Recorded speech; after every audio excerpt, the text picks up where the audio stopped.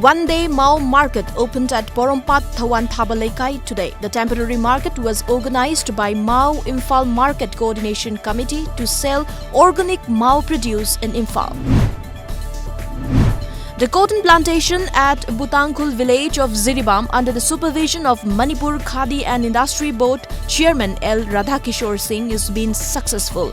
Jiribam has become one of the most suitable places for cotton plantation.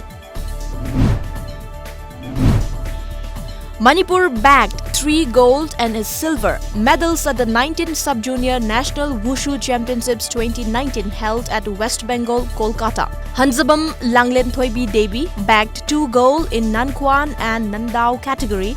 Okram Liathoi also won a gold in Nankwan and a silver in Nandao. A 460-member strong delegation from the Indigenous Peoples Front of Tripura (IPFT) is headed to national capital New Delhi to aid to the uproar over the controversial Citizenship Amendment Bill. Sukla Charan Nautia, one of the youth leaders of the regional party which is part of a ruling alliance with the BJP, confirmed that the party will oppose the bill at all costs.